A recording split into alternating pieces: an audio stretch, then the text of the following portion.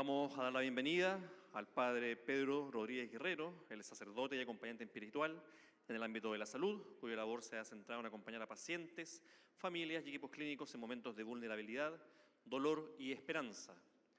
Hoy nos compartirá la reflexión Relación médico-paciente desde la humanización de la salud, invitándonos a considerar la dimensión espiritual y la relación como parte integral del acto de cuidar.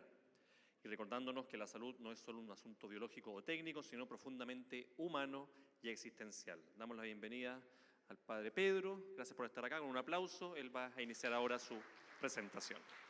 Gracias. Bueno, ¿me oyen? Sí. ¿Se oye? Gracias. En primer lugar, bueno, pedirles perdón por la paciencia que van a tener que tener conmigo. Quien les habla es alguien ya pasó los 70 y seguramente ustedes que son todos jóvenes van a tener que tener mucha paciencia conmigo. Lo segundo es que esta mañana una persona, de cuyo juicio me fío, me dijo, por favor, habla despacio. O sea, pausado. Nací en España, me nacionalicé italiano. Los italianos hablan todavía más deprisa que los españoles y a mí no sé lo que me ha quedado, pero cuando llegué a Chile me di cuenta que no entendía tampoco a los chilenos. Digo, aquí pasa algo. Así es que me voy a fiar de este juicio que esta mañana me aconsejaron y voy a tratar de hablar despacio. La palabra, el tema que nos ocupa, la relación médico-paciente desde la humanización de la salud, lo primero es, la primera pregunta, y creo que me la ha aclarado mucho el colega que ha hablado antes que mí, antes de que yo esté aquí, es ¿cómo es posible que en medicina tengamos que hablar de humanización de la salud si a todos nos parece que es lo más humano que hay? Una persona que decide ser enfermera, auxiliar, médico, es una persona que ya en la cabeza tiene el hecho de hacer el bien, de curar, de quitar el dolor. Allí, a propósito, habría que hacer una distinción entre dolor y sufrimiento. Si me refiero al dolor, mi carne me duele. Si me refiero al sufrimiento, mi espíritu sufre. A veces estas dos cosas van juntas, a veces, pero muchas veces no. Para el dolor físico tenemos opiáceos, antibióticos, antiinflamatorios, tenemos de todo. Pero ¿y el sufrimiento qué medicina tenemos? ¿Qué medicina hay para el sufrimiento? Ahí es donde uno descubre qué significa esto de ser persona. Ahí hay que apelar a la vida interior. Ahí ya no bastan las medicinas. ¿Qué medicina hay para el sufrimiento? Y a veces, estaréis de acuerdo conmigo, el sufrimiento es mucho más devastador de lo que pueda serlo el dolor físico. La segunda cosa es que hablamos de humanización. Yo creo que a algunas personas lo que les sobra es humanización. Voy a ver si aclaro esto. ¿Qué es lo verdaderamente humano? Hoy nos dirían, echaríamos mano de la inteligencia emocional, echaríamos mano de todo un mundo afectivo, pero eso pertenece al mundo de los sentidos. Es decir, el sentir, la emoción, el sentimiento, la pasión, tienen la vida de una flor del desierto. Se van enseguida, no tienen chip, no hay donde guardar eso, se nos va. Entonces no podemos, creo yo, hablando de humanización, confiar a lo emocional, a lo sentimental o a lo puramente afectivo, algo que está más allá. Dentro del ser humano, pero está más allá de esos aspectos que son, a mi parecer, puramente psicológicos. Pertenecen a la psicología humana.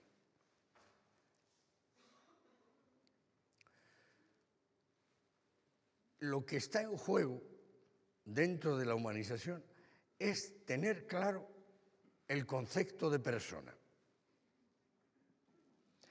Al final es un problema antropológico. Si yo defino a la persona como se ha definido en la historia, animal racional, animal político, animal social, animal de trabajo, o como dice Lévi-Strauss, animal estructural, o Wittgenstein, animal lingüista. Y podría seguir así. Hoy se habla de animal proletario. O una definición que tanto gusta, animal biopsicosocial. Pues yo no me he levantado ninguna mañana abriendo la ventana diciendo, sociedad, te amo, te quiero, eres el fin de mí misma. No me ha sucedido nunca.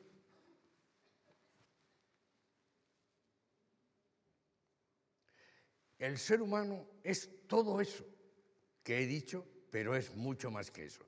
Porque ni una sola de esas definiciones, ni todas juntas, dan todavía razón del ser humano.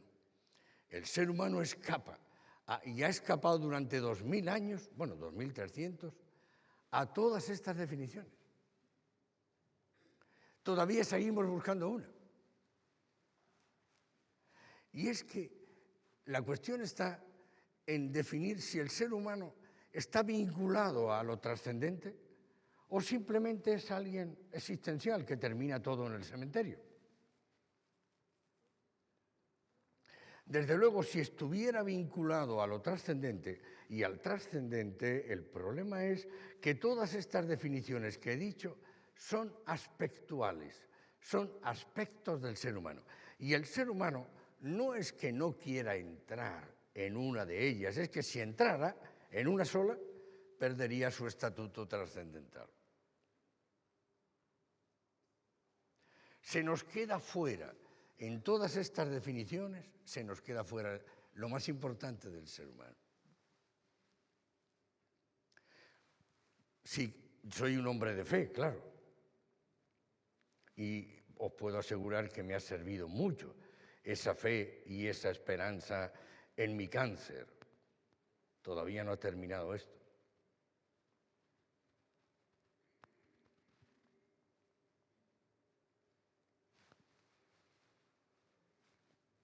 He visto muchos en las poltronas de este hospital, en oncología, yo con ellos conmigo, que seguramente porque les faltaba eso, fe y esperanza, estaban acurrucados en el sillón en forma fetal donde no querían saber nada, ni de las enfermeras, ni del mundo, ni de Dios, ni de nada. Qué importante es en esa hora, creedme, la fe y la esperanza. Pero no la fe como creencia, todos los seres humanos. Yo he visitado 8 o 9 naciones viviendo allí y he encontrado siempre gente que cree, que espera y que ama. Claro, no es una fe, una esperanza y una caridad teológicas porque muchos de ellos no tienen Dios. Pero sí que tienen constitutivamente una creencia, una expectativa y un amor. Todos, sin excepción alguna, esto lo he encontrado en todos los seres humanos. Luego, algo hay en el ser humano que no es biología, que no es psicología, que ni siquiera se puede explicar desde los mecanismos de la biología ni desde la complejidad de la psicología. Algo hay en el ser humano que está más allá de todo eso. Y yo, por ejemplo, en esta experiencia de la que os hablaba, he podido comprobar, como experiencia personal, cómo echaba mano de esa potestad ontológica que tengo dentro de mí para poder poner orden al desorden mental y afectivo que se podía padecer en esferas más bajas de mi ser por causa de la enfermedad.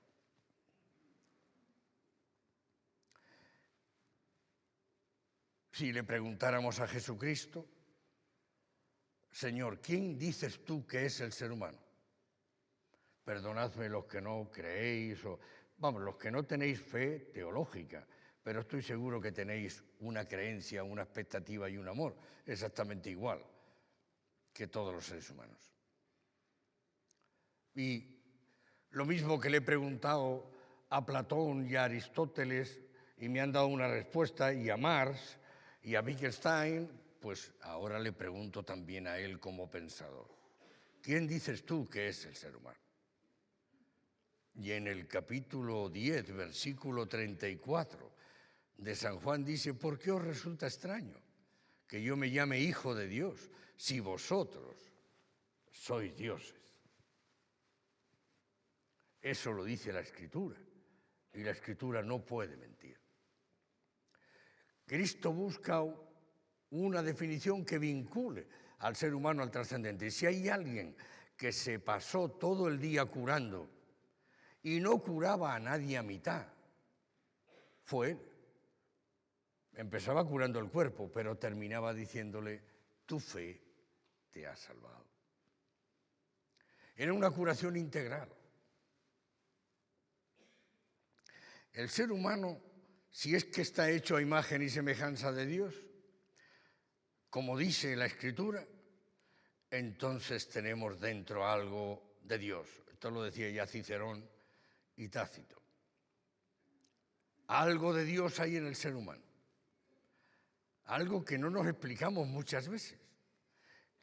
Que yo defino, siguiendo un poco a Fernando Rielo, como divina presencia constitutiva. Ahora entonces, si desde este punto de vista quisiéramos definir al ser humano, ya no estaríamos en la definición natural del ser humano, porque ya no sé lo que sea eso. Estaríamos en la definición sobrenatural del ser humano. Es decir, el ser humano es alguien con conciencia de alguien. Alguien vive en él y que hace realmente que merezca la pena la vida, porque desde esa perspectiva hay una razón para vivir y otra para morir, y desde luego hay un destino.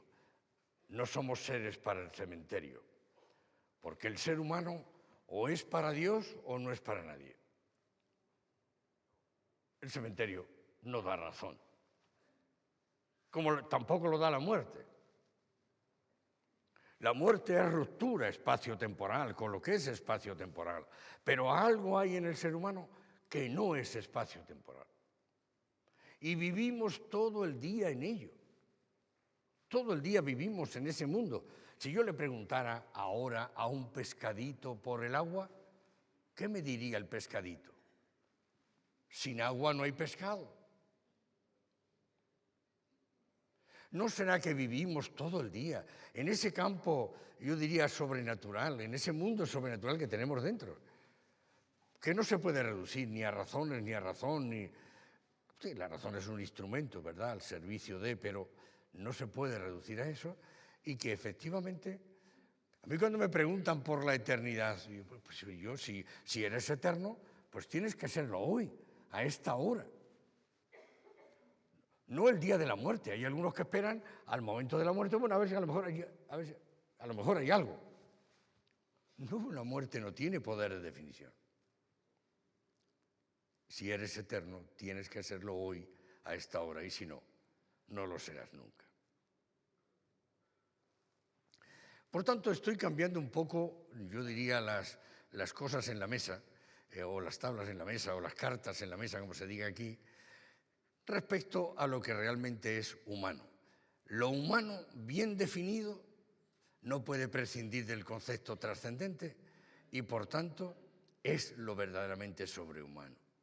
El ser humano vive todo el día sobrenaturalmente. Y no lo digo etéreamente, sino hace el esfuerzo por vivir sobre su propia naturaleza. Son muchas las situaciones que le obligan a eso.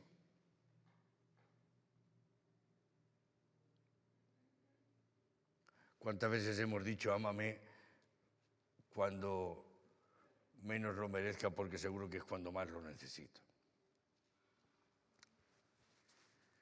Luego, ¿lo humano qué es?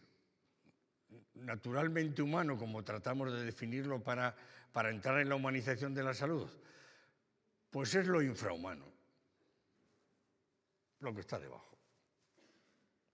Lo verdaderamente humano es esta dimensión que comprende integralmente toda la dimensión espiritual, psicológica y biológica del ser humano.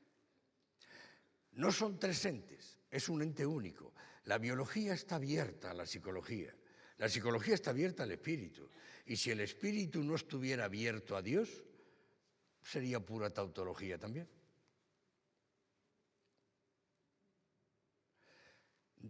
Hay que definir bien, creo yo, lo que es humano, lo que es verdaderamente humano, para poder hablar de humanización. ¿Qué es lo que hoy decía usted, doctor? Que es que ha habido como una pérdida de valores por aquí y por allá. Es verdad. Nos hemos deshumanizado. ¿Pero qué son los valores? ¿De dónde vienen?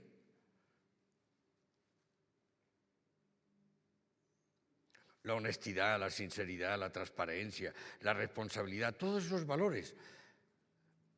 ¿Puedo explicarlos partiendo de los mecanismos de la biología? La biología no produce la libertad, por ejemplo, que es uno de los valores más importantes del espíritu. Un mecanismo, cuando se hace libre, lo que produce es la muerte, pero desde luego no la libertad. Y mucho menos podemos explicar el mundo del espíritu partiendo de la complejidad de la psicología humana, porque en general la psicología es muy compleja. Una parte es heredada. Alguna vez te dicen te mueves como tu abuela, tu abuelo, en fin. Otra parte es adquirida, y la parte adquirida es familiar, social, política, religiosa. La psicología humana no puede ser la esencia del ser humano. Son muchas las variables. La verdadera esencia del ser humano está en su espíritu. Un espíritu que un día, en la concepción, alguien le infundió. Si las connotaciones del espíritu, entre ellas está la libertad, desde luego la libertad humana no se puede explicar partiendo de los mecanismos de la biología y, diría menos incluso, de la complejidad de la psicología humana. Ahora, no son tres entes, es un único ente, uno abierto al otro. Y tenemos experiencia de eso. ¿Un problema espiritual puede generar un problema psicológico? Sí. ¿Un problema psicológico y espiritual puede generar una úlcera de estómago? Sí. ¿Y una úlcera de estómago ante la incertidumbre de que pueda ser un adenocarcinoma puede generar un problema psicológico y un problema espiritual? Son tres entes abiertos, maravillosamente abiertos uno al otro, formando una única unidad, pero donde la potestad, el poder, está en el espíritu, no en la psicología. Es desde ahí que logramos, por lo menos yo, poder poner orden al desorden mental y afectivo que a veces padecemos en esferas más bajas de nuestro ser. Todos. ¿Dónde echaría mano para poder poner orden al desorden mental y afectivo que padecemos muchas veces? Bueno, aclarado esto, es desde esta visión de lo que yo entiendo por experiencia íntima que sea lo humano, lo verdaderamente humano, habría que tratar el tema de la relación médico-paciente. Primero, son dos seres humanos en relación, los dos con la misma dignidad ontológica. Y digo dignidad ontológica, ahora hay que precisarlo, porque si yo nazco hoy en España, nazco. Si yo soy concebido en España, pues es probable que yo empiece a ser persona a los 4 o 5 meses. Si nazco en Inglaterra, pues seguramente a lo mejor hace algún tiempo 16 días, ahora pueden ser 3 meses.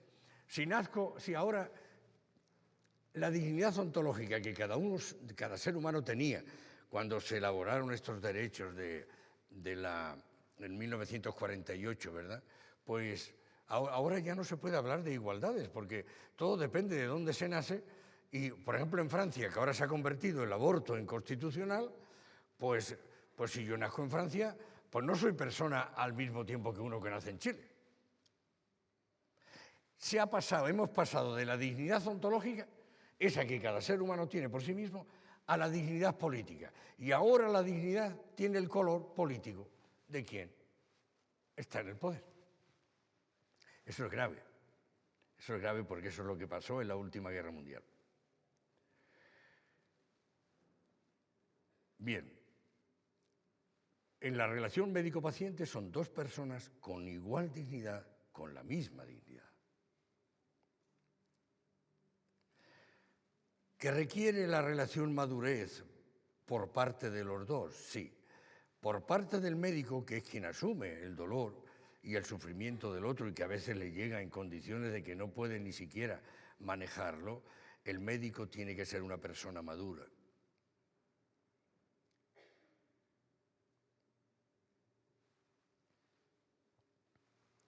Entremos un poco en materia. ¿Quién me tiene que decir cuando termino, por favor? ¿Dónde? Dafne, ¿me tienes que decir cuando termino? Bueno, que alguien me indique, porque yo es que hablo mucho, entonces basta que me indiquen así y yo pues me callo.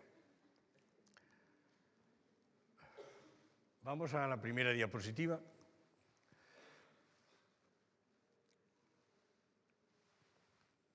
Bermejo, que he trabajado con él, se encarga mucho de la humanización de la salud en España, dice: humanizar una realidad significa hacerla digna de la persona humana, es decir, coherente con los valores que ella siente como peculiares e inajenables. Por ejemplo, ¿sería normal que una mujer que va a dar a luz, fijaos bien la expresión, dar a luz, diera a luz en un sótano en este hospital, aquí abajo, no sé, si es que hay 4 pisos debajo, por 4? Porque no hay luz. ¿Sería normal que aquí, que se va tantas veces la luz, por lo menos allí en mi casa, pusiéramos a los ancianos en el 6º, 7º, 8º piso dentro del hospital? Humanizar significa recoger también todos estos elementos y hacerlos dignos, dice Bermejo, de la persona humana. Es decir, coherente con los valores que ella siente como peculiares e inajenables.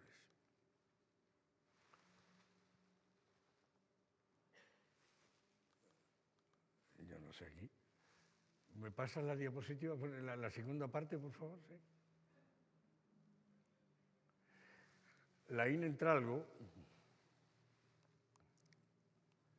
aquí no me está funcionando a mí el sistema, así que voy a empezar a cambiar de... A ver, ahora sí.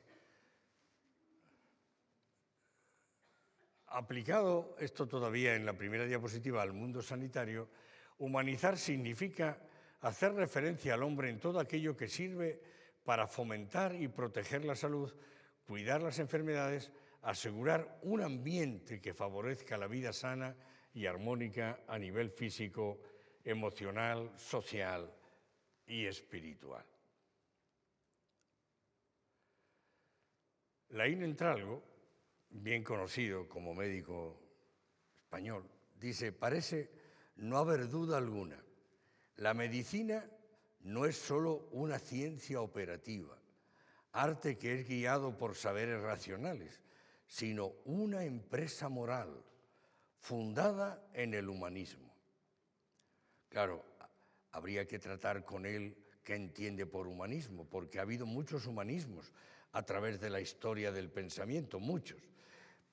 Hasta los existencialistas tienen un humanismo, pero claro, no son iguales porque no parten de la misma concepción del ser humano.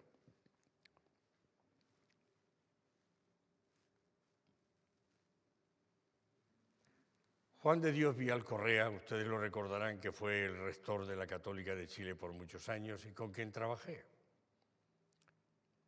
En este artículo, Conocimiento, Especialización y Humanización en Salud, dice: humanización significa por lo menos el acto de compenetrarse. Porque se habla hoy de la escucha activa, y es verdad que hay que saber escuchar. Es muy importante en medicina escuchar. Nunca es una pérdida de tiempo. Pero esto que dice Juan de Dios de compenetrarse, él va más allá. Él entiende que no es solo escucharnos, sino compenetrarse. Una persona que usaba este término, transverberación, era Teresa de Ávila, que después lo ha usado también Fernando Rielo. Transverberación es, y dicen ellos que es la esencia del ser humano. Es decir, no es solo mirarse, escucharse, en fin, tratar de entenderse, sino compenetrarse. Y algo se ha dicho aquí esta mañana cuando se hablaba de ponerse los zapatos del otro. Pero esta compenetración no es un hecho externo, es algo a nivel de esencia, a nivel de ser.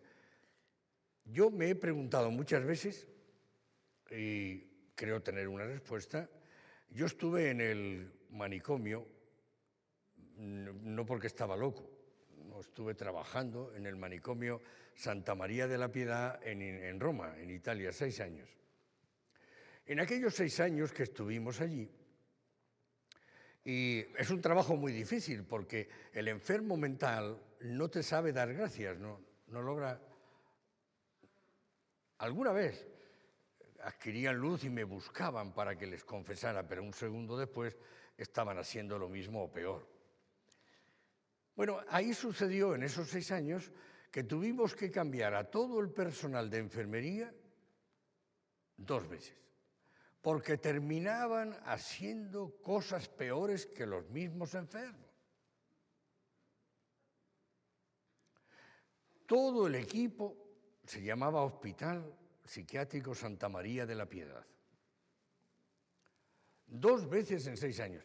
Y se dispararon a la cabeza 3 primarios en aquel tiempo. Ahora, ¿por qué los otros que estábamos allí, que estábamos para hacer el mismo trabajo, pero éramos religiosos, pasábamos primero por el altar, por decirlo así, por la mañana antes de ir al trabajo? ¿Por qué a nosotros no nos pasó nada? Y había mañanas que entrabas en el pabellón y estos con las propias heces las habían lanzado por todos los muros y lo primero que había que hacer era coger la manguera, lavar aquello, perfumarlo. Pero bueno, sabíamos que era así, lo hacíamos.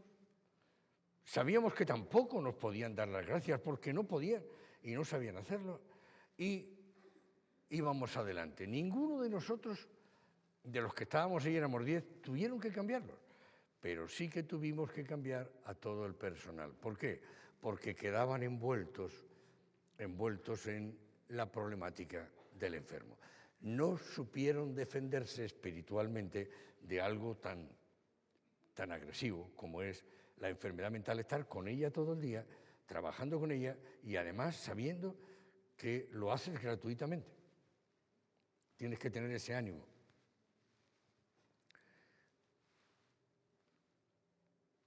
Luego, el hecho de compenetrarse yo le entiendo a Juan de Dios Vialcorrea, me parece entenderlo, que no es solo escuchar o estar, sino qué le duele a este ser humano.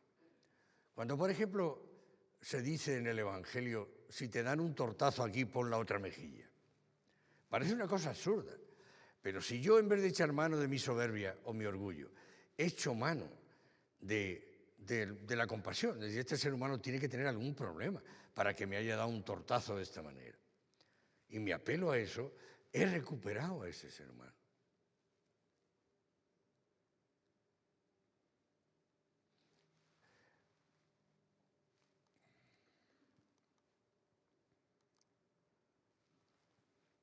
Bueno, vamos a ver por qué esto.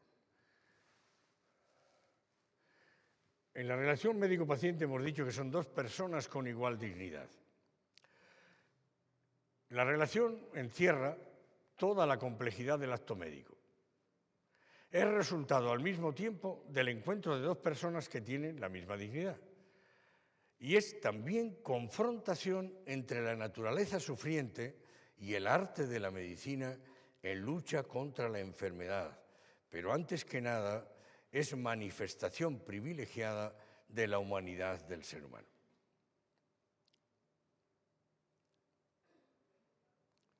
Es una confianza en una conciencia. Definido de otra manera, la relación médico-paciente es una confianza, la del paciente puesta o depositada en una conciencia que es la del médico.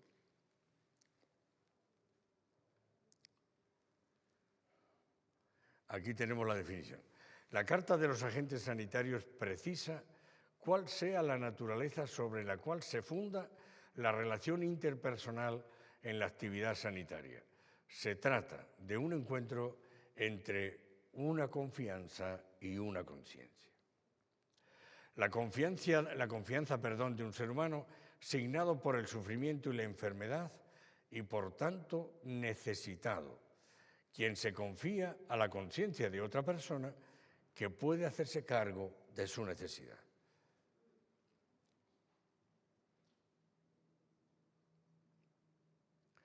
La acción médica se encuentra circunscrita dentro de 3 parámetros bien definidos. Antes de decir esto, quería decir que la muerte no es acto médico, que en muchos casos me he encontrado que la tratan así. La muerte es un acto personal, al límite familiar y social, si lo queréis, pero no es un acto médico. Esto lo deja muy claro también Laín Entralgo en algunos de los 3 volúmenes de medicina que escribe. Pero es verdad. La acción médica se encuentra circunscrita dentro de 3 parámetros bien definidos. El conocimiento clínico del médico, la voluntad del paciente de recibir el tratamiento y 3, la intervención médica apropiada, que se puede decir, relativamente hablando, de bajo costo y de alta eficacia.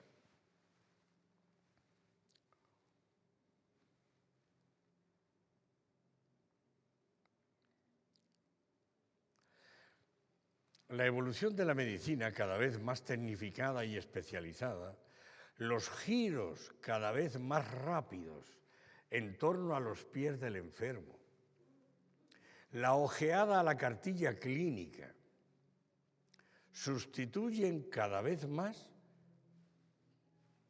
el tocar con la mano y el entrar en relación con el enfermo.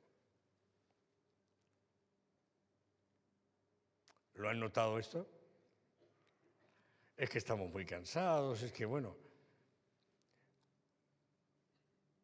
o a veces el escrúpulo, que hay seres humanos que no quieren que se les toque mucho, pero tú te das cuenta enseguida, ¿no? Pero es verdad que poco a poco nos vamos alejando del aspecto humano de la relación. Se abandona a la persona en cuanto tal, mientras toda la atención va a su hígado, a sus pulmones, a sus riñones, a su corazón.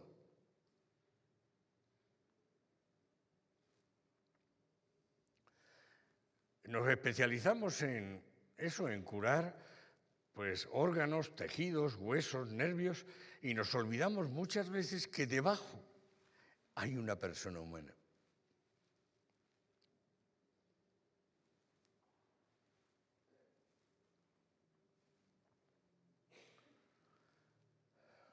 O convertida la medicina en un hecho social organizado. La relación médico-paciente, definida como una relación pura de persona a persona, se ha transformado al interior de la evolución de la medicina en un acto social organizado, donde el médico se caracteriza por ser quien da un servicio, hace una prestación, expresando con estos términos un empobrecimiento en la relación médico-paciente. El médico como doble agente. ¿Lo han oído esto alguna vez? Vamos a ver. En Europa esto es muy visible. A propósito de Europa, he ido a Europa, tenía necesidad de medicamentos que tomo aquí, en Chile, y no los hay. Ni en España, ni en Italia. En Francia no he ido a pedirlos, pero... Y uno dice, ¿y por qué? Pues porque la Comunidad Económica Europea, en función de la economía, decide qué medicamentos entran en cada una de estas naciones pertenecientes a la comunidad. Y entonces resulta que te puedes curar mucho mejor en Chile que en España. Porque aquí, claro, las medicinas cuestan más, pero te llegan medicinas de última generación a través de los Estados Unidos o de otros países por aquí, y allí son solo esas medicinas para el diabético o para el cardiopático, en fin, que decide la Comunidad Económica Europea, porque son las más económicas seguramente, o con las que tienen contrato con los laboratorios, y que son las medicinas que te dan, no otras. El médico como doble agente hoy tiene dos contratos, sobre todo en Europa. Uno con el Estado, que lo asume y lo paga, y otro con el paciente. El riesgo es que la relación de alianza, de confianza y de asistencia que existe entre el médico y el paciente se convierta en secundario. Las razones del Estado y las del enfermo parecen estar en conflicto.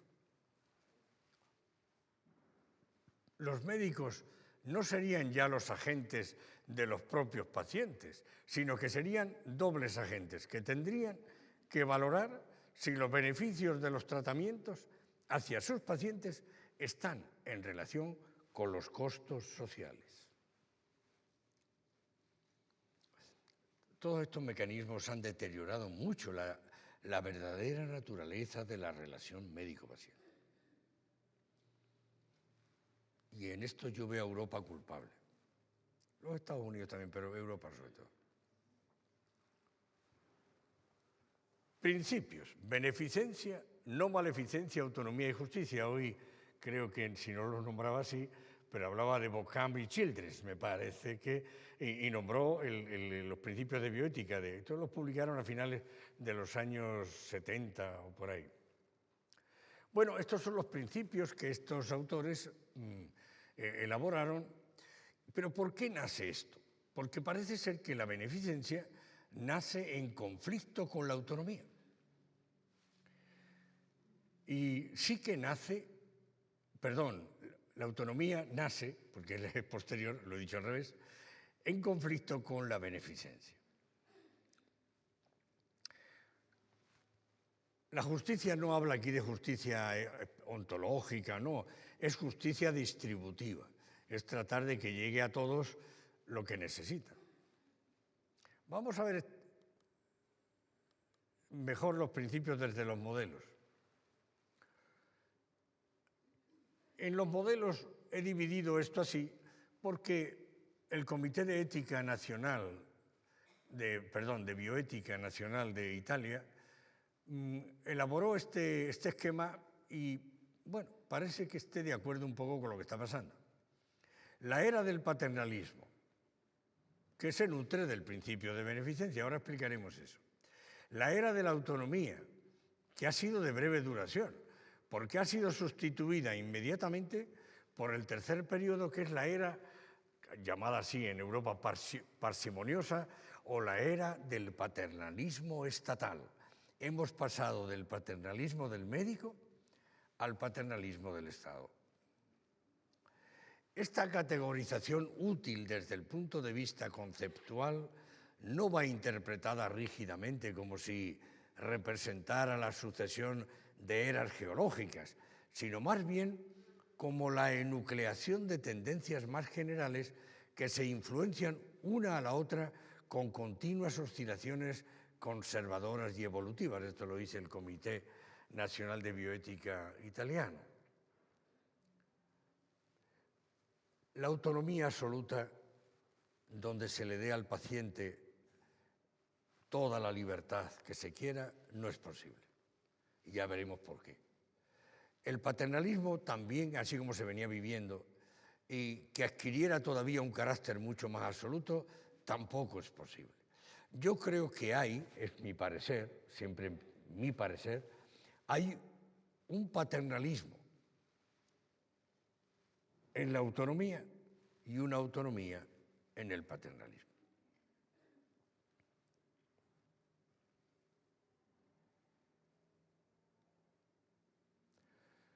El paternalismo está nutrido por el principio de beneficencia, el modelo liberal por la autonomía y el paternalismo estatal Pues por los dos y por ninguno, porque se ha impuesto poco a poco a estas dos eras anteriores, donde la medicina ha pasado a ser también ahora un contrato, debido a esto que estamos diciendo, y ¿dónde queda entonces la alianza terapéutica? Vamos a ver si termino ya. Dice, el paternalismo consiste en tratar o gobernar a los pacientes como el padre trata y gobierna a sus hijos. ¿Qué es lo que le pasa al paternalismo? Pues que hace todo en función del bien del paciente, pero no involucra, no envuelve al paciente en la toma de decisiones. Lo deja fuera.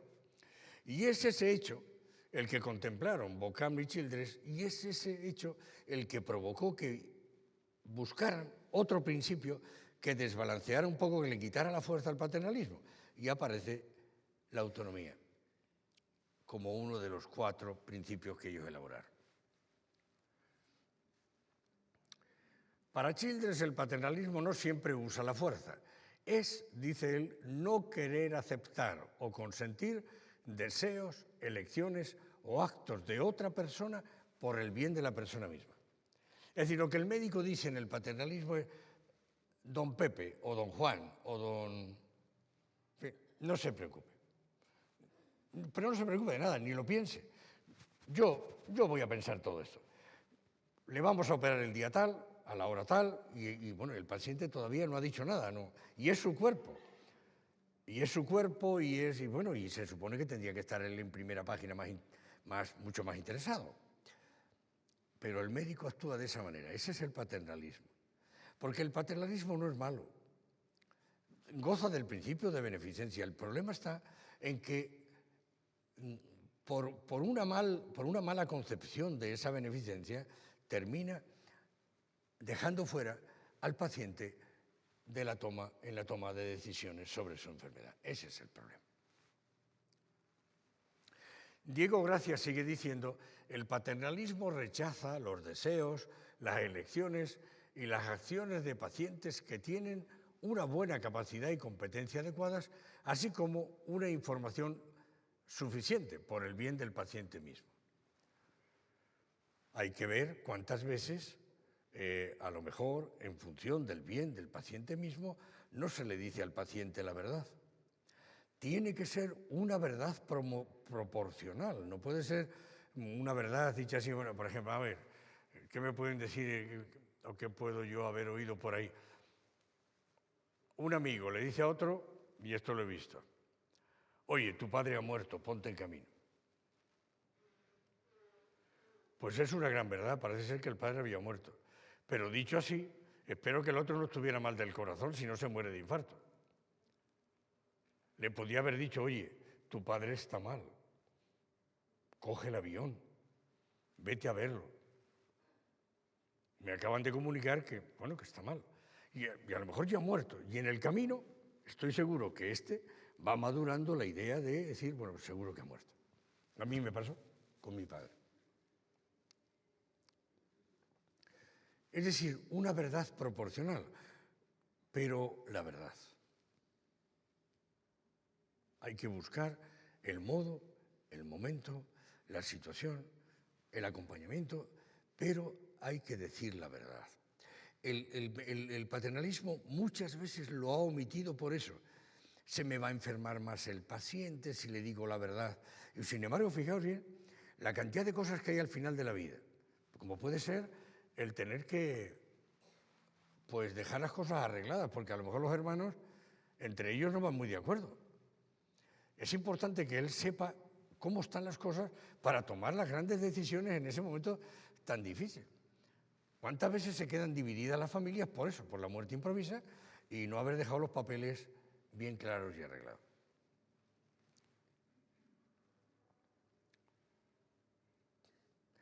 El problema que nos acucia hoy no es tanto el hecho de que exista un paternalismo en las profesiones, sino si sean posibles las profesiones sin el paternalismo.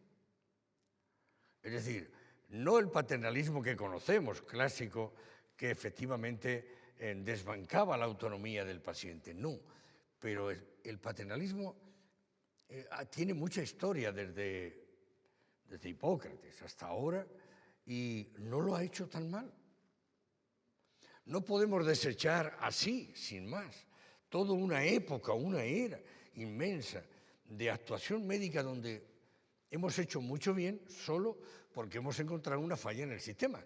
Arreglemos la falla del sistema, pero no nos olvidemos de que el bien del paciente es algo que hay que perseguir siempre.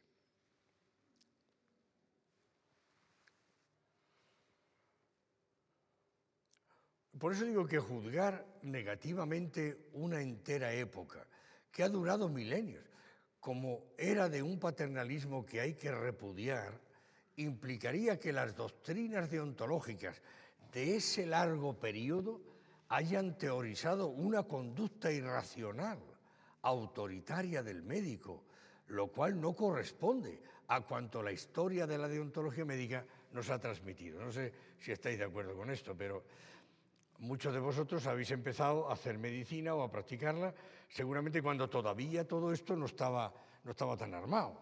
Y sin embargo, la medicina funcionaba bien. Otra cosa, creo yo, es el juicio negativo que se debe formular sobre la conducta autoritaria de médicos individuales basada en una errada concepción del propio rol y de los propios límites, que en dichas circunstancias lleva al abuso. Eso es otro hecho, que va analizado aisladamente. Bueno, esto es lo que yo pienso. Ustedes pueden pensar lo contrario y les quiero mucho igual. En la economía de mercado, el que paga manda y quien recibe obedece. En medicina sucede lo contrario. Quien paga obedece y quien recibe manda. Entonces, ven cómo no puede equipararse la relación médico-paciente a una relación de mercado. En Francia pasó esto. Después de la Revolución de 1789, fueron suprimidos todos los monopolios. Estamos en la Revolución Francesa. Entre ellos, el del médico. El médico era un monopolio y suspendieron el monopolio del médico. Un decreto del 2 de marzo de 1791 permitía el ejercicio de la medicina a todo ciudadano, razón por la cual se cerraron todas las facultades. En breve tiempo, menos de un año después, las cosas volvieron a ser como eran.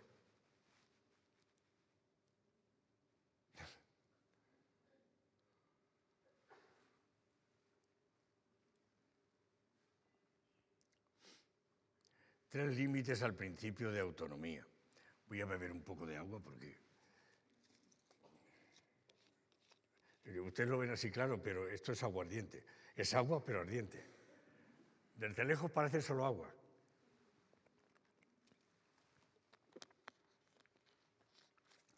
Estos tres límites al principio de autonomía, límites de carácter contextual, las situaciones de urgencia.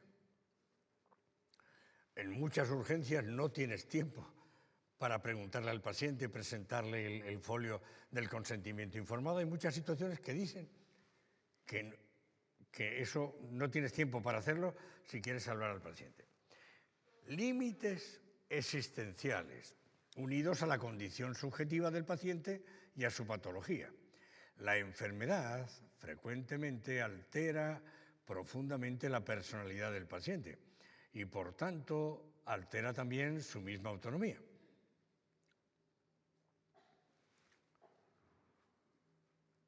Límites conceptuales. El concepto de autonomía nace en un contexto de reivindicación, de adversidad contra el paternalismo. Nada que ver con la práctica del cuidado de la salud. Quizás otros conceptos como el de respeto por la persona, alianza terapéutica, poner las necesidades del paciente en primer lugar, pueden ser menos problemáticos.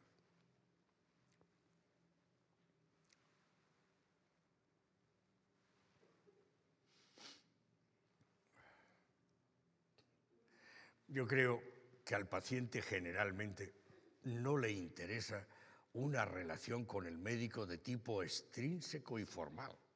¿Están de acuerdo conmigo? Yo creo que en general al paciente no le interesa eso. Una relación formal que respete los cánones jurídicos de la autonomía. Eso no pertenece a la psicología del enfermo. La profesión médica no puede ser un contrato, como si fuera una mera transacción comercial.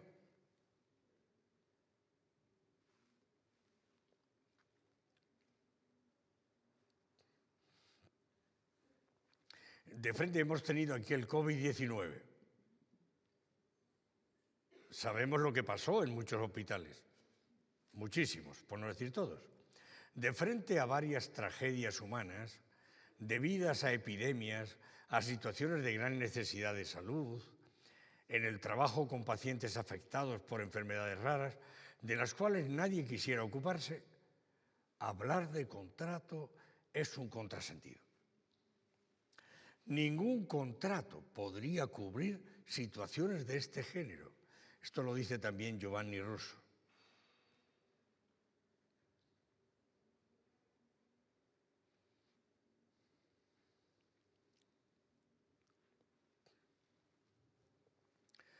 Ahora nos encontramos bajo la amenaza de otro tipo de paternalismo, probablemente mucho más peligroso que el antiguo, el paternalismo del Estado-providencia o Estado benefactor. En esta nueva fase, la relación médico-paciente corre el riesgo de empeorar, sea respecto a la criticada era del paternalismo, sea a la más reciente edad de la autonomía. Estamos terminando ya. ¿Me he pasado de la hora? Sí, seguro. La era llamada del paternalismo consistía en el interés principal por la salud del paciente, individuado por el médico bajo su propia responsabilidad. En la sucesiva era de la autonomía, dicho bien se ha contrabalanceado dando relevancia en primer lugar a la libertad del paciente y a su derecho de autodeterminación. En la edad de la parsimonia, así llamada en Europa, paternalismo estatal, el bien del paciente está colocado sobre el plato de una balanza y en el otro plato hay bienes muy distintos, como las necesidades del hospital, las necesidades de aquellos que trabajan en él, incluidos obviamente los médicos, y las necesidades de la sociedad.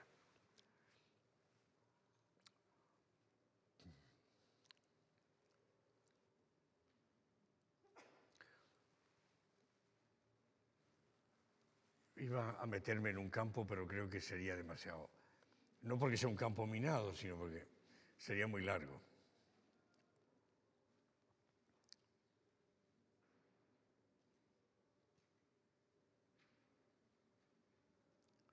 ¿Cuántas veces se podría entrar en un encarnizamiento terapéutico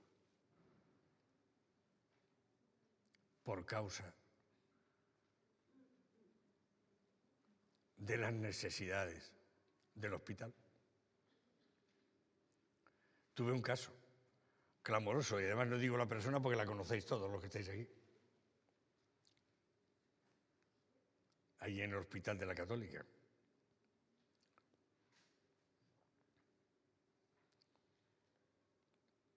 Se dio mucha larga al tema, ya se estaba entrando, bueno, declaradamente, porque el encarnizamiento terapéutico, desde que el médico tratante dice esto ya es un proceso irreversible y el equipo que lo está tratando por otras razones que puedan no ser el cáncer y dicen lo mismo, hay que hablar inmediatamente con la familia y decirle a partir de este momento ya no estamos pensando en el bien del paciente, sino en el bien del hospital, en el bien de la familia u otros bienes. Por tanto, estamos entrando en eso que se llama encarnizamiento terapéutico. ¿Cuántas veces el encarnizamiento puede estar sostenido, movido por el mismo hospital? Para tener al paciente 3 días más, 2 días más, 4 días más. Claro, a $2.000 por día, $3.000 por día, son muchos dólares. Por eso se ve esto que decía aquí, bueno, es largo el tema, por eso no puedo entrar más en esto. Bien, con esto termino. El desafío consiste en reconocer que cuando los doctores y los pacientes entran en relación, crean una especie de comunidad o al menos una relación profunda que el lenguaje de los derechos no describe de manera adecuada. Es necesario, pues, un lenguaje mucho más rico que aquel que está encerrado en el lenguaje de la autonomía y de los derechos, así como los vemos en Chile. Muchas gracias por vuestra paciencia. Hay más, pero terminamos.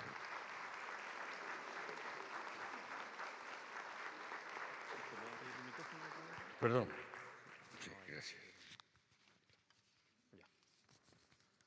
Agradecemos, ¿cierto?, la presentación del padre Pedro Rodríguez. Vamos a recibir acá arriba a Carmen Molina Encalada. Ella es tecnólogo médico del Hospital Claudio Vicuña de San Antonio e integrante activa de la Red de Humanización Chile, quien ha desarrollado un rol clave en impulsar la humanización del cuidado de una perspectiva organizacional y de gestión. Nos va a presentar la conferencia Humanización como un modelo organizacional. Bienvenida, Carmen, muchas gracias por estar acá. Le dejo el micrófono y el presentante. Muchas gracias. Hola a todos. Bueno, me tocó un tema que a mí por lo menos me dio muchas vueltas cuando comencé a trabajar en esto de humanización. Yo venía del mundo privado, haciendo clases en universidad también, y llegué a un hospital público de región y choqué con una realidad que me hacía tiritar el ojo todos los días, en buen chileno. Y me dije a mí misma, o corres de vuelta a la clínica donde estabas, o haces algo para que esto cambie. Y empezamos a buscar, a investigar, a buscar contactos, y nos encontramos con otras personas que estaban en más o menos la misma situación, en distintos lugares de Chile, y nos empezamos a reunir, y se empezó a armar esta Red Nacional de Humanización en Salud, juntándonos online. Estuvimos más o menos año y medio reuniéndonos a través de Zoom, hasta que hicimos nuestro primer congreso en la ciudad de Temuco, donde el Hospital Hernán Enríquez Aravena nos apoyó con toda la experiencia que ellos tenían y que habían llevado a cabo, que yo creo que ya muchos de ustedes la han conocido o han escuchado de ellos. Y hemos ido creciendo. Llevamos esta experiencia a distintos hospitales, hemos ido aprendiendo en el camino, y si bien a cada uno de nosotros nos empezó a mover una inquietud personal, probablemente motivada por nuestras experiencias de vida, por la vocación que sentimos cuando empezamos a estudiar en salud, esto llegó a un punto en el que teníamos que organizarlo y sistematizarlo. Porque lo que nos preguntaban en las distintas instituciones de salud públicas y privadas era la pregunta que algunos de los expositores anteriores presentaron. ¿Pero por qué humanizar si somos humanos? Recuerdo que cuando se presentó la unidad en mi hospital, un médico me preguntó exactamente lo mismo.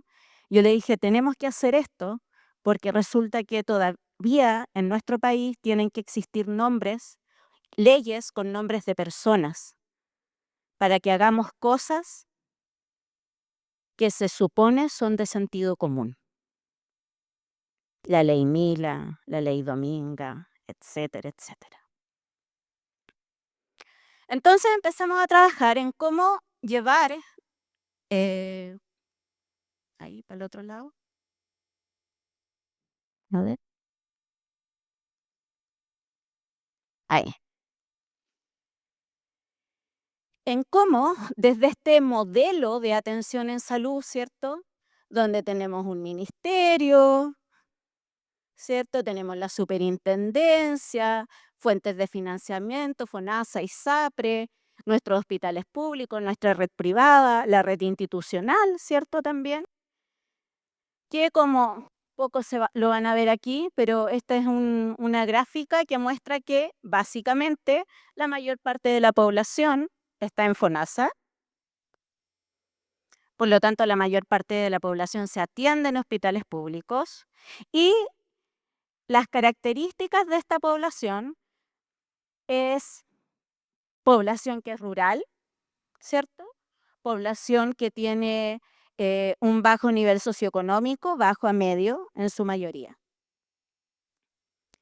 Por lo tanto, tenemos que dar respuesta desde un mecanismo, desde un sistema, una estructura institucional a estas personas que tienen necesidades distintas a las que probablemente se atienden en el sistema privado.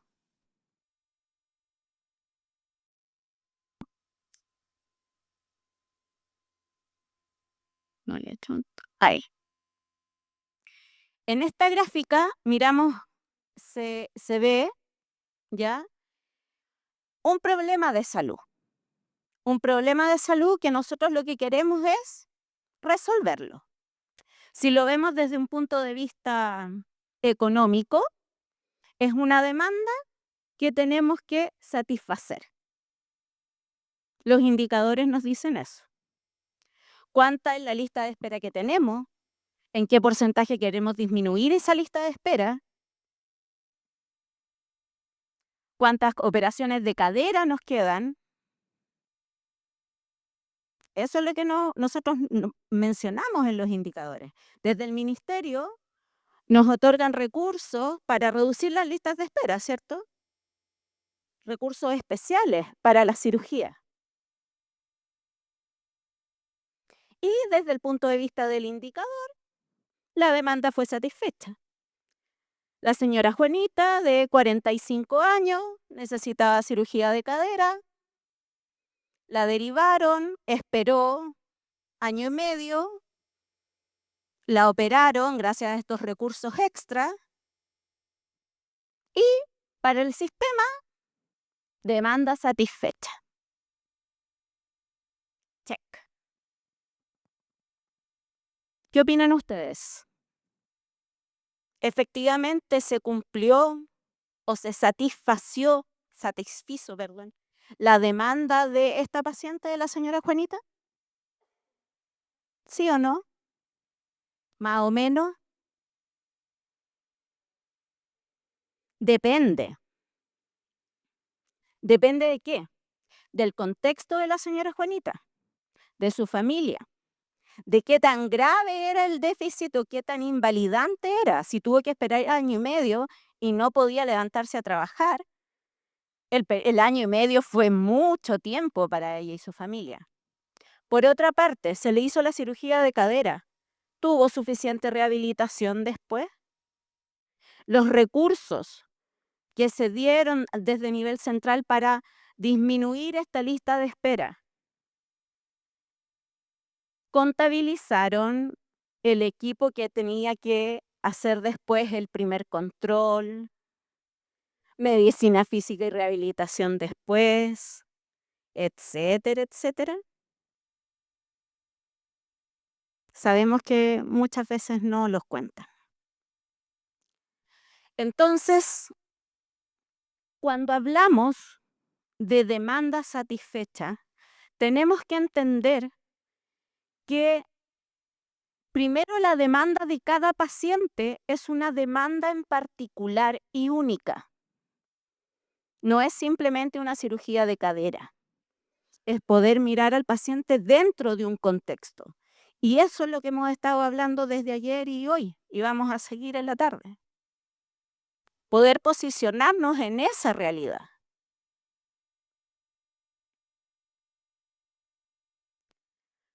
Cuando hablamos de la encuesta trato usuario, ¿les suena? No hace mucho la estaban sacando, pronto van a salir los resultados. Te mandan correos un poquito antes de que vayan a visitar los hospitales para que todos nos portemos bien, andemos con la credencial, peinaditos, saludemos, etcétera, etcétera. Si de verdad tuviéramos culturas humanizadas, ¿esos correos existirían? Porque eso sería parte del quehacer diario. ¿ya? Entonces, por eso es que tenemos que trabajar en humanización. El paciente, para que se sienta satisfecho, las familias, para que se sientan satisfechas, necesitan tener una experiencia usuaria o una experiencia del paciente adecuada, de calidad y humanizada. O sea, tenemos que llegar con oportunidad, tenemos que darle el acceso necesario, con una atención centrada en la persona, para que de verdad exista una demanda satisfecha y sea un check real, no solamente para cumplir con el indicador o para estar en tramo 1.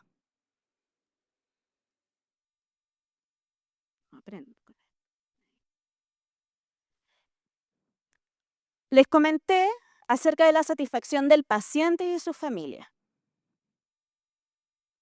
Aquí hablamos y les coloqué el título de satisfacción del usuario. En lo personal no me gusta mucho la palabra usuario porque digo, no, es como muy comercial.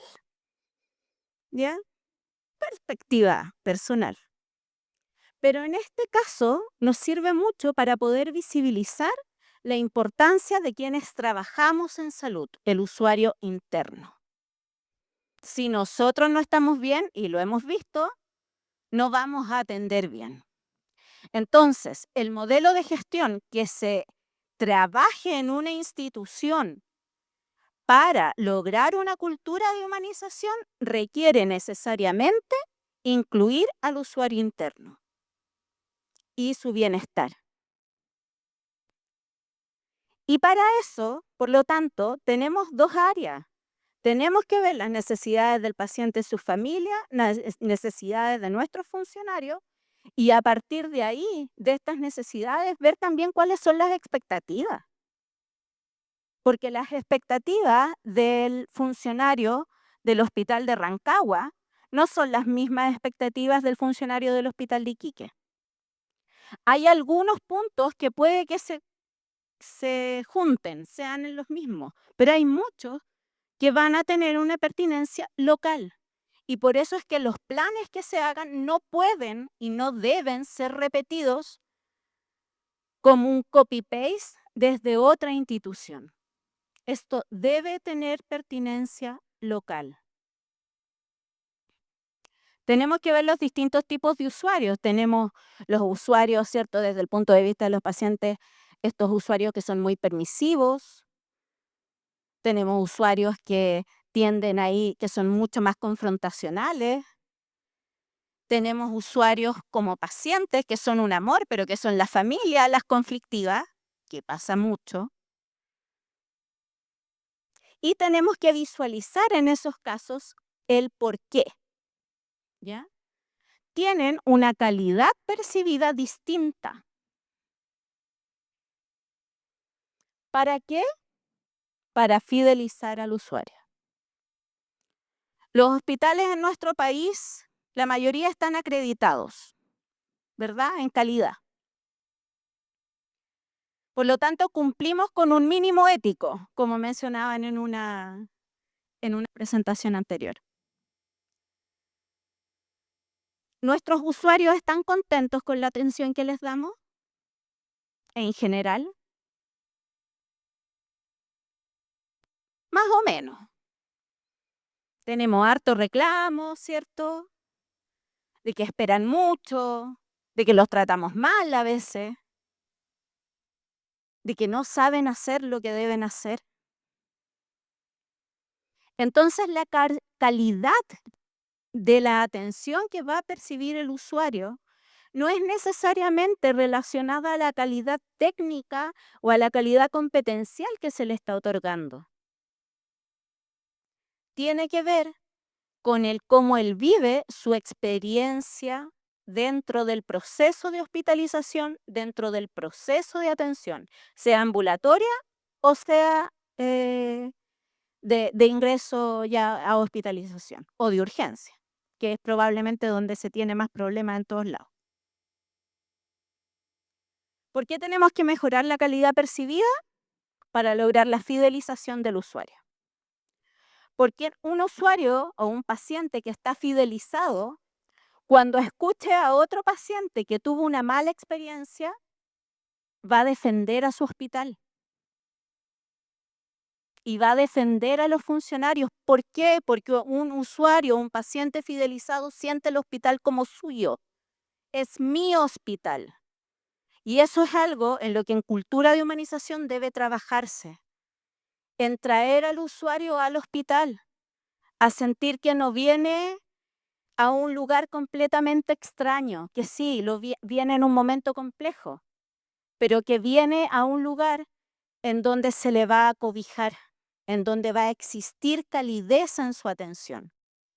Y eso él lo va a replicar en otras personas. Y eso va a pasar en un hospital público como en un hospital privado, como en una clínica privada. ¿De qué va a depender cómo el usuario va a percibir esta atención? Por una parte, de las características particulares de este usuario, de las dimensiones del ser humano, por decirlo de alguna manera. ¿Ya? Su ente biológico, su ser ético, su ser valorativo, su ser espiritual, su ser afectivo, cognitivo, social, comunicativo y su ser volitivo. ¿Saben lo que significa volitivo? ¿No? Tiene que ver con la libertad de elegir. Un usuario que se atiende en nuestros hospitales, ¿qué tanta libertad tiene de elegir? ¿Cuál es la libertad que tiene? Ir a atenderse o no ir a atenderse. Pero no puede, en la mayoría de los casos, elegir a su médico. No puede, en la mayoría de los casos, elegir su hora de atención. Por lo tanto, ya por nuestro sistema, por cómo funciona, estamos mermando una parte importante de las dimensiones de este ser humano. Libertad de elegir.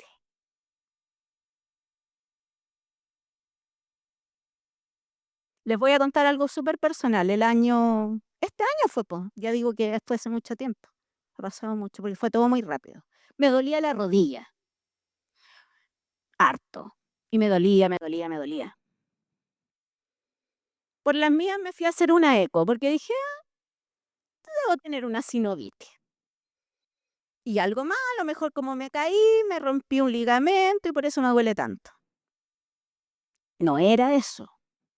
La eco no mostró nada más, nada. Resonancia.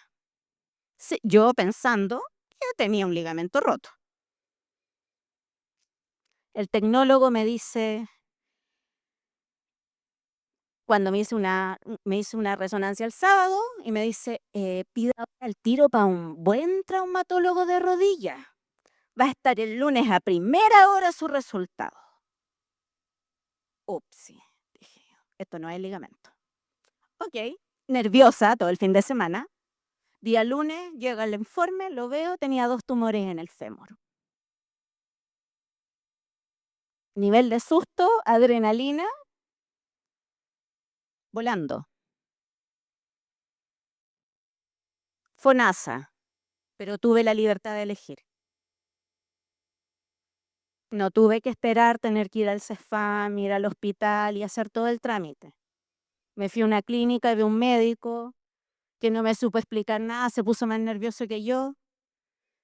Fui a otro que me cobró un ojo en la cara y lo único que hizo fue ver la resonancia, hasta que llegué a un tercero que me dio a mí. Y se dio cuenta que a mí lo que me daba miedo no era hacerme una cirugía, que yo quería saber rápido si la cuestión era maligna o no, nada más.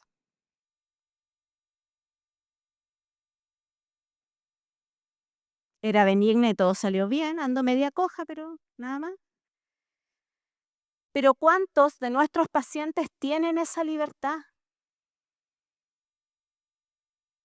Muy poquitos.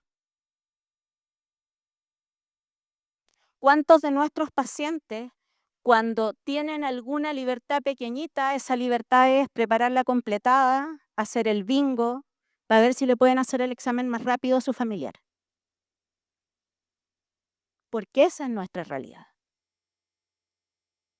Entonces uno cuando trabaja en salud pública tiene que tratar de ponerse en los zapatos del otro y partir desde ahí.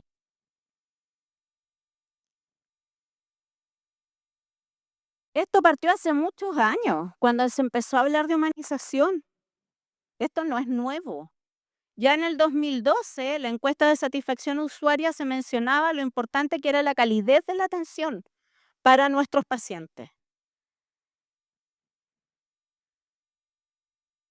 En calidad, cuando hablamos de calidad, tenemos estas dimensiones, los ámbitos, ¿cierto? Y el área de satisfacción usuaria se ven algunas cositas dentro de la acreditación.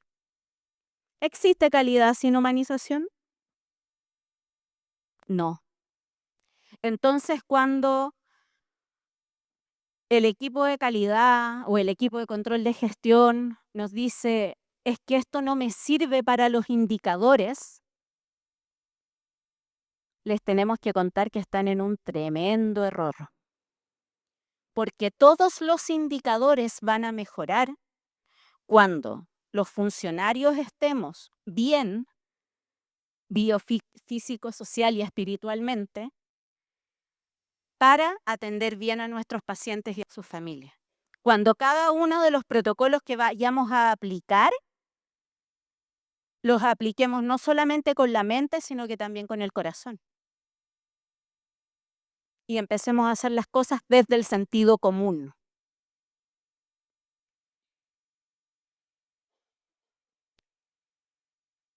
Pero ahora, ¿cómo ponemos la humanización dentro del organigrama?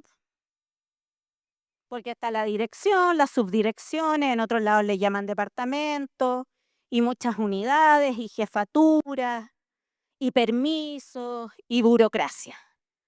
Y tú me estás hablando de amor. ¿Y cómo vas a solucionar las cosas? Con calidez, con una sonrisa, con un apretón de mano,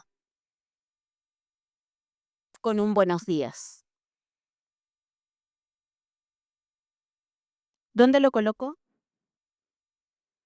Lo coloco como una unidad bajo una subdirección, lo coloco dentro de la oficina de calidad,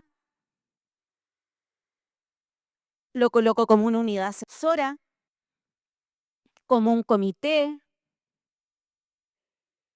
como un equipo de voluntarios. ¿Dónde? Pregúntense ustedes. Y después vamos a volver a esa pregunta. Desde el punto de vista organizacional, los niveles de la gestión humanizada son 3. Macrogestión, mesogestión y microgestión. La macrogestión es aquella gestión que viene desde el ministerio, desde la superintendencia, desde el servicio de salud, en donde nos entregan los lineamientos, las orientaciones de cómo vamos a organizar esto desde el punto de vista de gestión. La mesogestión tiene que ver básicamente con los equipos directivos de nuestras instituciones de salud. Que la dirección esté al 100 con esto. Porque si la dirección está al 100, todo se va a hacer más fácil. Pero esté al 100 no porque es un compromiso o un indicador al que hacerle ticket. Porque eso se nota. Y para llegar a lograr una cultura humanizada dentro de una institución de salud, necesitamos que lo que pensamos, sentimos y hacemos tenga coherencia. Desde la dirección del hospital. Y la microgestión, que somos todos nosotros, los que llevamos a cabo esto. Estas palabras que suenan tan bonitas. Habláis bonito. Los que trabajamos en humanización, yo creo que a muchos nos han dicho eso, oye, hablas bonito, ¿o no? Sí, ¿cierto? Pero esto es más que hablar, po, porque ponerse adelante a dar un discurso de que todos podemos ser felices y querámonos y seamos empáticos y compasivos para que no nos dé burnout, puede ser súper fácil. Cualquiera puede hacerlo. Lo importante es que tengamos coherencia y que si estamos hablando de humanización, la llevemos a cabo en el día a día, siempre, independiente de si estamos con uniforme o no.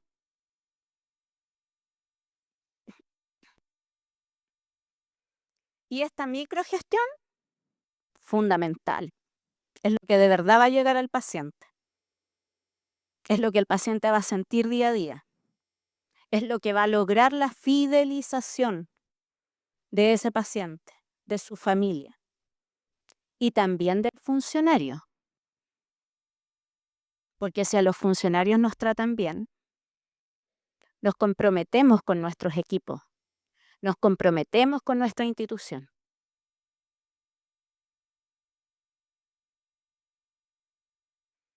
Dentro de este modelo existen 3 grandes ámbitos, 3 grandes hitos.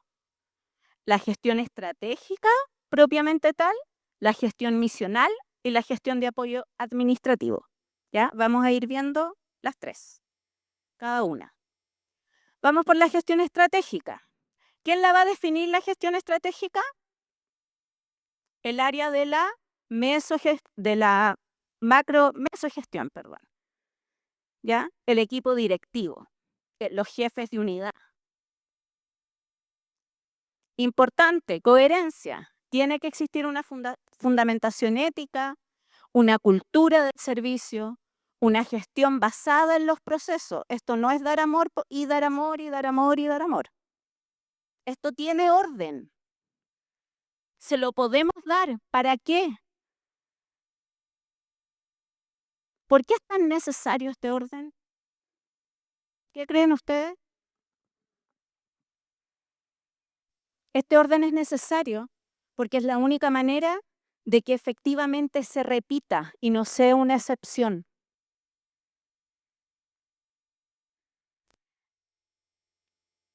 De que esta fotografía o estas imágenes que nos mostraban antes de niños en las UCI haciendo salidas terapéuticas no sean excepciones, sean norma. Sea lo que se hace siempre y en todos lados. Y que en muchos lados no se hace por miedo. No porque no se quiera hacer. Planeación. Tienen que haber políticas, tienen que haber objetivos, estrategias escritas, firmadas, con resolución. ¿Para qué? Para que hayan recursos. Porque esto requiere recursos. Es cierto que mucho de la cultura de humanización tiene que ver con cómo nos tratamos entre nosotros. Toda la razón. Pero para poder humanizar la infraestructura necesitamos plata, chiquillos. Para poder hermosear las salas de la UCI de los niños y poder poner esos flamencos en el cielo, se necesitaron lucas. ¿Qué es lo que hemos hecho hasta ahora en muchas instituciones? Conseguirlas a través de fundaciones, de juntemos plata entre todos, de hagámoslo porque queremos hacerlo, porque sabemos que es importante. Pero para que esto sea sistemático y se vuelva una cultura en donde todos nos cuidemos, necesitamos que se sistematice y que existan estos objetivos, esta estrategia. Con mejoramiento continuo, con gestión de calidad, con mapa de procesos, con control y evaluación, porque a lo mejor no todas las creativas ideas que se nos ocurran van a tener el impacto que esperamos. Me estaba fijando acá, en este Comité de Humanización y Buen Trato del Servicio de Salud O'Higgins, Ustedes tienen valores establecidos que los guían en el dónde tengo que centrar. Entonces, a partir de esos valores se estableció una política. De esa política se establecieron estrategias, objetivos, lineamientos. Y por eso es que hay tanta gente acá hoy día.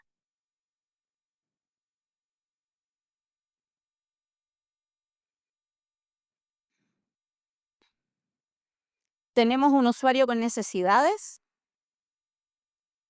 procesos estratégicos, misionales y procesos de apoyo. Los procesos estratégicos, el direccionamiento estratégico propiamente tal, el mejoramiento continuo y la evaluación y control. En los procesos misionales, lo que pasa en cada uno de nuestros servicios, en el servicio de urgencia, en los servicios de hospitalización, en la diálisis, en el laboratorio, etcétera, etcétera. Y los procesos de apoyo, que tienen que ver con la gestión financiera, con la gestión de recursos y la gestión del talento humano. Apoyar cuando los funcionarios se quieren capacitar, nos reímos porque sabemos que no pasa mucho, que cuesta, ¿cierto? Y para eso, con todo esto funcionando, vamos a tener un usuario verdaderamente satisfecho, en donde su experiencia de hospitalización o de atención haya sido efectiva y bien valorada. Desde el punto de vista de la gestión misional, ¿qué hay que ver? Ojo con los canales de atención y los protocolos de los canales de atención a pacientes. A veces se está migrando ahora actualmente con los que somos más tecnológicos a usar el WhatsApp, a usar el correo electrónico. Pero pasa, por ejemplo, en mi hospital, que el 80% de la población que se atiende es adulta mayor. Y no saben usar el celular porque además muchos de ellos están en zonas rurales y no les llega internet. Entonces, ojo con cuáles son los canales que tenemos. Los horarios de atención, los turnos, la privacidad. Los biombos no son tan caros y son muy útiles para darle dignidad a la atención de nuestros pacientes. La gestión de quejas, de reclamos, responder en los tiempos, no dar respuestas copy-paste. La gestión de las filas. Si vemos que todos los lunes en la toma de muestras se nos junta una fila interminable de pacientes, es porque los citamos a todos a la misma hora. Entonces hagamos un cambio pequeñito y empecemos a citarlos cada media hora a grupos, no sé, de 20, para que por lo menos los que están esperando tengan todos asientos. Cambios pequeños que van a generar percepciones del usuario muy distintas. Manual de servicio al usuario. ¿Tienen en sus hospitales?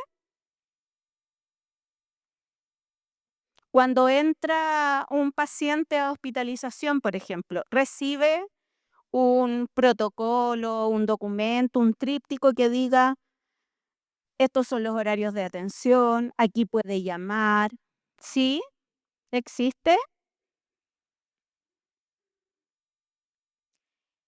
Dice qué pasa si lo trasladamos o tienen dónde buscar la información. Eso es súper importante. A mí me han dicho a veces, pero si la gente no lo entiende, es pura gastadera de papel. No importa. Si se lo entregamos a Dios con que uno lo entienda, estamos. Es casi como evangelizar. La gestión de apoyo administrativo. Todo lo que el paciente no ve. Y lo que muchas veces los funcionarios tampoco vemos. La gente que trabaja en infraestructura, que nos repara las cosas cuando se echan a perder. Y que los recibimos con mala cara en los servicios porque se demoraron mucho en llegar. recursos humanos, bienestar, etcétera, etcétera. Todos tenemos que trabajar en conjunto para que la cultura de humanización se posicione y sea real. Ahora, ¿dónde creen ustedes que debía estar humanización dentro del organigrama? Las opciones eran una unidad debajo de una subdirección, como ser una subdirección, ser una unidad de apoyo, ser un equipo, ser parte de calidad. ¿Quién piensa que debiera ser parte de calidad? Levanten la mano. Unos poquitos, ya. ¿Quién piensa que debiera ser un departamento o una subdirección? Otro poco. ¿Quién piensa que debiera ser una unidad asesora de dirección? Por ahí levantan más manitos. ¿Por qué?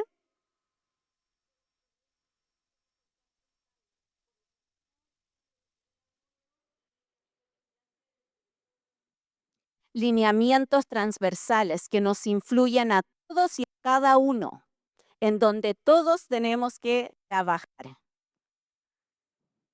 Por lo tanto, tipo, o debiera ir ahí, según lo que estamos viendo hasta ahora. Y, ojo, según cómo sea la estructura y cómo funcione la estructura también y la cultura de cada una de las instituciones en las que estamos. Porque eso influye mucho. Y eso no te lo da un libro ni la bibliografía. Lo va a dar solamente el ejercicio de trabajar en un lugar en particular.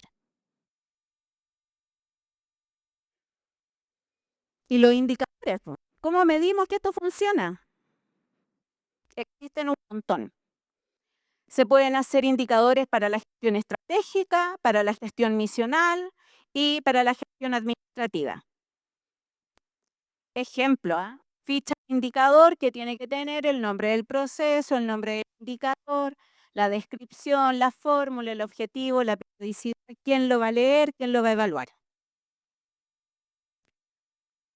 Para gestión estratégica, indicadores dicotómicos, sí o no. ¿Tenemos o no tenemos política de humanización? Sí, check. ¿No? Trabajémosla.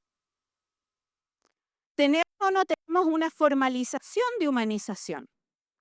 Independiente de si sea como comité, de si sea comunidad y en qué posición está.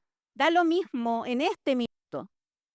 Lo importante es que esté formalizado, que existamos formalmente mediante resolución. Y otros más. Desde la gestión misional, ¿qué es lo que pasa dentro de cada uno de los servicios? Un ejemplo, los tiempos de espera para ser atendido en ventanilla.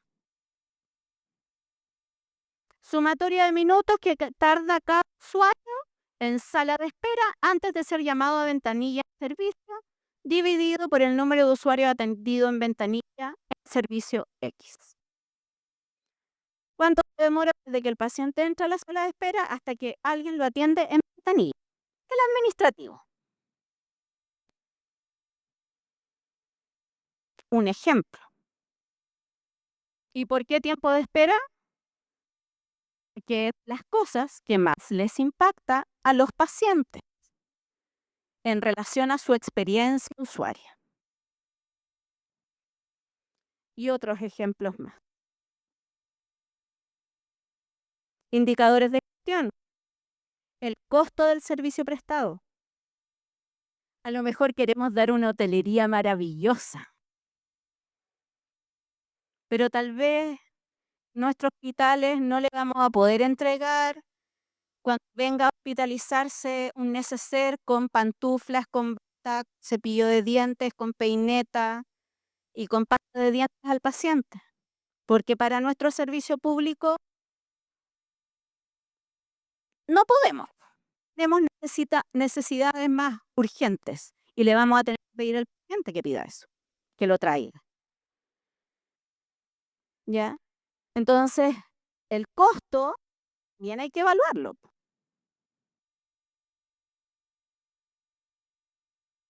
El número de fallas en materia de higiene. ¿Cuándo se cambiaron este hospital? En el 2016. ¿El hospital antiguo cuántos años tenía?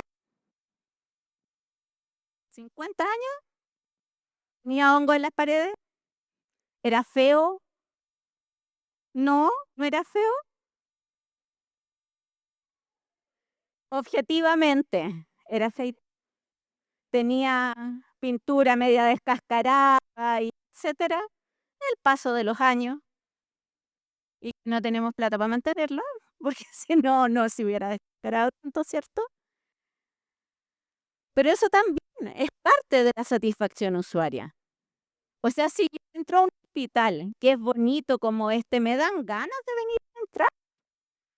Pero si veo un hospital con pocas luces, en donde todos están tristes, ¿me van a dar ganas de venir? Opciones de movilidad interna para los funcionarios. La opción real de crecer profesionalmente. Más allá del grado, no estoy hablando de eso. Estoy hablando de moverme entre unidades e ir presentando y mostrando lo que sé hacer, lo que quiero hacer, lo que en este momento de mi vida me mueve. Porque si hace 5, 10 años me hubieran preguntado a mí, ¿qué te mueve? No, yo quiero llegar a ser directora, subdirectora. Ahora, vívelo. Yo estoy feliz donde estoy. Y esa posibilidad de movilidad es muy importante para el funcionario, de poder ir moviéndose dependiendo de qué es lo que pasa en su vida fuera del hospital.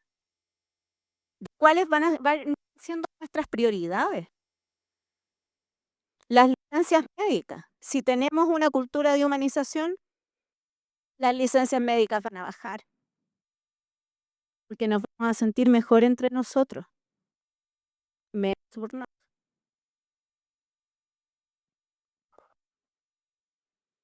Entonces, ¿se puede medir?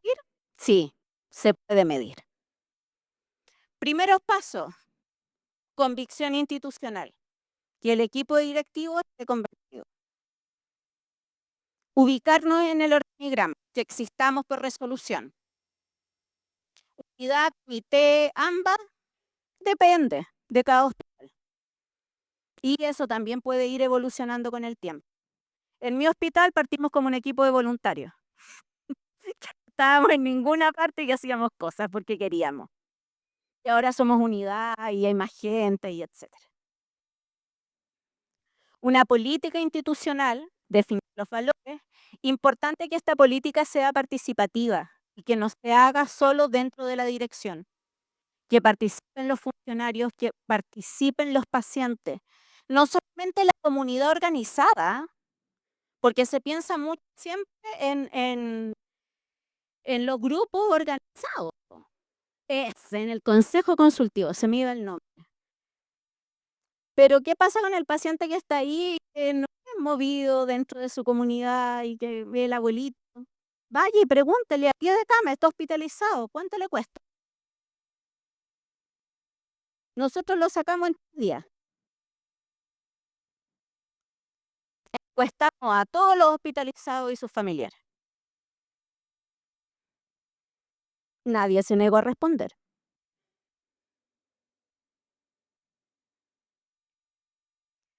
Un diagnóstico institucional, ¿cómo estamos? ¿Qué ya hacemos? Porque hay muchas instituciones que ya hacían cosas, pero que no tenían el nombre. Entonces, esas cosas que se hacen, mostrarlas, evidenciarlas. Y una planificación estratégica. Y esta planificación estratégica, por lo menos 4 líneas. La línea organizacional, la línea estructural, la línea asistencial y la línea relacional. Trabajando escucha activa, los ambientes, el proceso integral de atención, un enfoque holístico dentro de la atención centrada en la persona y lograr la cultura organizacional, que es lo más difícil. Esto no es a corto o mediano plazo, es a largo plazo.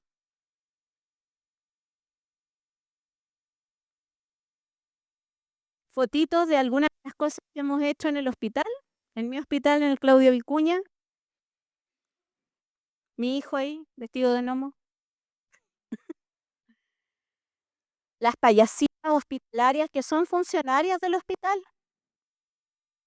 Una enfermera, una secretaria, una médico, que sale todos los viernes a dar vueltas y a visitar a los pacientes.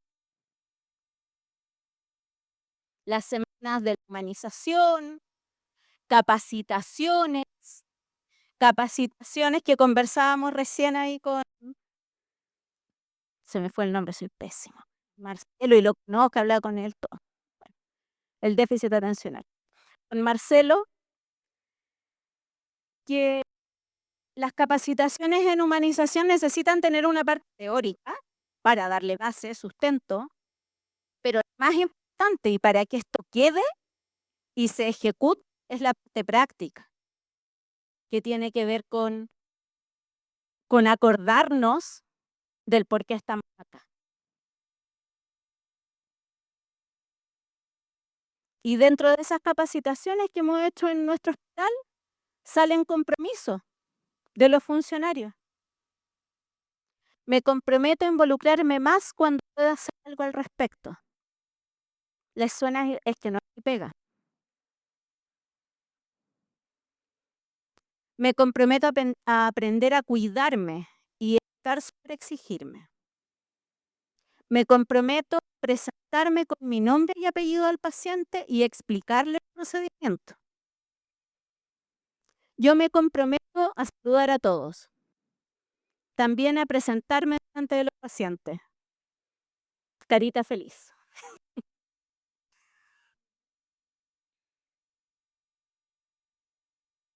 Cuando hablamos de humanización,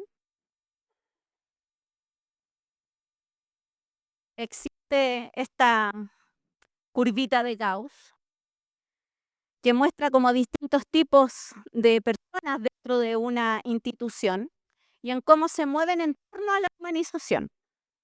¿Ya?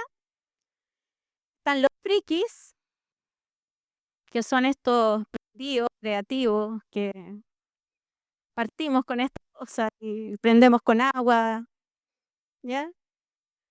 Y motivamos, pero somos poquitos, 2,5%. De ahí están los simpatizantes, que sí les parece bien esto, les gustó, entonces empecemos a hacer cosas. Nos empezamos a mover. Los colaboradores, que son estos de acá, que son los que se unen a la mayoría, por decirlo así. ¿Ya? Es como, ya, ok, la mayoría lo está haciendo, me sumo, pero lentamente y con cuidado.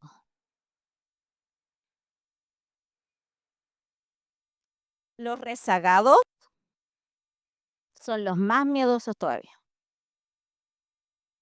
Los que cuando se empiezan a hacer estas actividades dicen, ¿pero para qué sirve?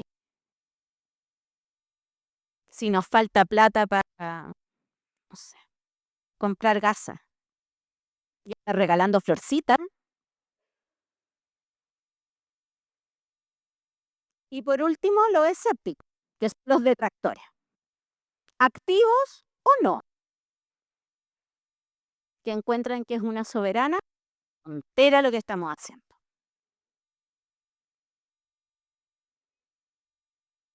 ¿Con quiénes tenemos que trabajar? ¿En quiénes nos tenemos que enfocar? Estos dos grupos. Estos sobre todo. Lograr que ellos que piensan que sí, que puede resultar, pero tienen miedo al que dirán, al es que no voy a alcanzar a cumplir con el indicador, es que me voy a demorar más rato en atender. Vayan aprendiendo que al final las cosas van a resultar mucho mejor. ¿Con qué grupo se identifica cada uno de ustedes? ¿Cuántos son frikis acá? Habemos varios. De los escépticos no creo que haya ninguno. Porque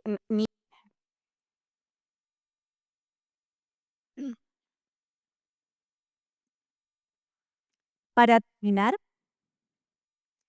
les quiero contar una historia que por lo menos, a mí me hizo mucho sentido la primera vez que la escuché. Y es que, bueno, ustedes saben que los girasoles se llaman así porque se mueven hacia el sol, ¿cierto? Ya. Pero cuando se oscurece, los girasoles se cierran, pero no se cierran de cualquier manera. Se cierran mirándose los unos a los otros. Entonces la invitación es esa, a mirarnos, a cuando la cosa se pone fea, cuando tenemos el paciente complejo, a cuando tenemos el compañero de trabajo que no anda de buenas, a cuando no sé cómo solucionar una situación, nos miremos entre nosotros. Miremos a nuestro paciente. Nos vamos a sentir acompañados, aunque estemos en la oscuridad.